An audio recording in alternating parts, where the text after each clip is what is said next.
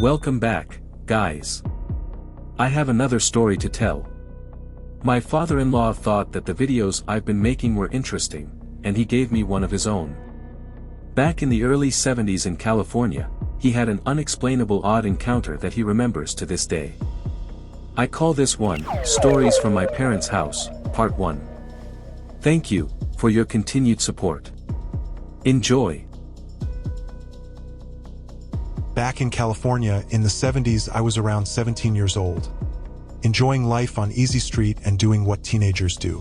I lived with my parents and little brother. My dad worked in the auto industry, a stay-at-home mom, younger brother was making it in elementary school, and myself grinding the gears to get through high school. I was fortunate enough to have my own car, since my dad climbed the ranks in the auto industry after he served in the army during the Korean War. He had amazing stories to tell, but that is for another time. Due to his work, we had the privilege to be able to afford an extra vehicle which I used to drive my brother and myself to and from school. One day, I was driving home after hanging out at a friend's house, cruising down Rosemead Boulevard. I was passing by Leg Lake Park when I noticed some odd-looking yellow lights rise up from the lake bed and hover 20 yards over the body of water for some time. It appeared to be 100 yards long, but I can't say it was precisely. I was entranced. I rubbed my eyes to make sure I was seeing things clearly, since I had never seen anything like that before. I was curious, but I thought that it may be some maintenance workers doing work on the park. I was tired, so I didn't stop, but continued my drive home, taking every safe opportunity to look at the lights that I could. I thought that I might be able to get a better perspective at home since my parents' house has a great panoramic view of the park.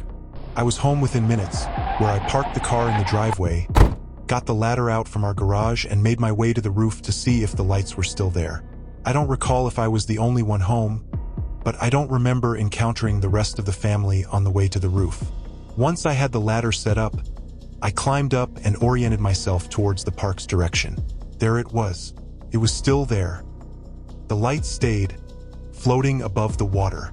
I couldn't see anything that the lights would have been mounted to, and it didn't seem like they were directed towards me. Concerned, I made my way down to the ground and entered our house. I decided to call the sheriff's department and report what I had seen. It took some time to reach them, and from the windows I could still see the glowing orbs. From where I was, I now saw that the lights were moving. It was floating away from the lake and onto the adjacent golf course from the park. When the line was answered, I started to explain to the operator what I had seen. I relayed to them what I saw. The lights emerged from the water, hover on top of the lake, and now it was moving across the golf course. After I got done describing what I had seen, I didn't get a quick response from the person on the phone, as if they were thinking of how to answer me. After several seconds of delay, the operator told me that it's probably just swamp gases and that it's nothing to worry about. Disgruntled, I hung up the phone. When I looked up, the lights had vanished. I rushed to the window to get a better look, and the lights were nowhere in sight. How weird, I thought to myself.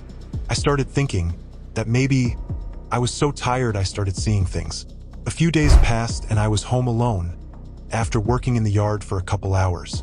We were doing some minor cleanup and I made a dirt mound close to our windows to clean up tomorrow. It was getting dark, so I tidied up a little bit and showered. After I was done, I went to relax in our living room overlooking the yard. It was dusk, so there was still a little bit of light outside when the phone rang. A friend had called and we were chatting it up for some time. I don't remember what the conversation was about, and while talking I looked up and saw a figure standing at my window and peering at me. The window was open and I squinted to see who it was.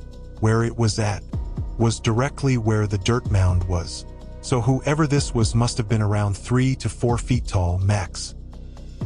Annoyed that someone was in our yard, I asked the figure, "What the hell do you want?" To which I did not get a response for. My friend, showing some concern, asked me who I was talking to, since they knew I was at home alone due to our conversation. I told them I don't know. Someone was at our window looking in and they weren't responding to me. Tipping the scale from being annoyed to now being angry, I told my friend that I would catch up with them later and that I was going to talk to this foo outside. My friend told me to be careful and call them back if I needed help. I stood up and made my way to the backyard door to talk to whoever this was. As I approached the door, I took a deep breath and ripped the door open. I proceeded to walk outside while simultaneously asking this guy what their problem was, and if he wanted to get his ass kicked. As I was saying this, the figure jolted its head towards my direction, and its eyes glinted at me. This thing's eyes were massive. Imagine human eyes that extended down towards your nose. As I took in the scene, this thing jumped off of the mound and ran away from me. Stunned, I hesitated, but after a second I got my bearings and barreled after this thing. I played football in high school, so I was no slouch in the speed department, but no matter how much I pumped my stride, this thing was gaining distance on me. It ran through our backyard gate and made it to the front of our house. I was stunned at how quick this thing was. As I burst through our gate, I saw the thing run across the street. I saw a couple of my neighbors drinking some brewskis in their garage, and they gave me an inquisitive look, as if asking, "What the hell was that?" It kept on running until it reached a 5 to 6 foot chain link fence. I thought to myself, finally I'm going to be able to catch up to it, but as soon as it got there, this thing leaped over the fence, like it was as high as the sidewalk, and it didn't even break stride. As soon as it cleared the fence to the other side, this thing looked like it snorted some cocaine cocktail and it was long gone.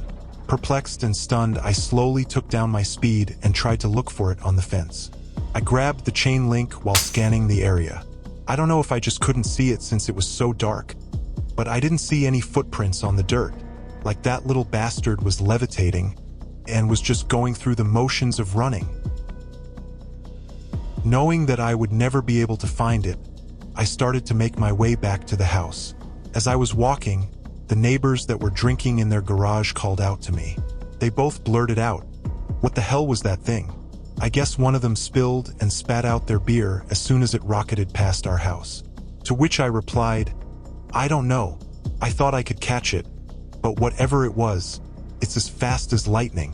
They answered, "Yeah, we saw the whole thing. We were getting drunk and it sobered us right up."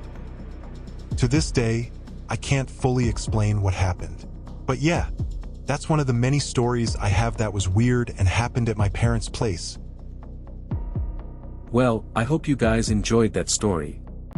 Certainly not the scariest story out there, but what an odd scenario. Thank you for listening. If you liked this story, please like, share, and subscribe. Until next time, stay frosty out there. Bolo, out.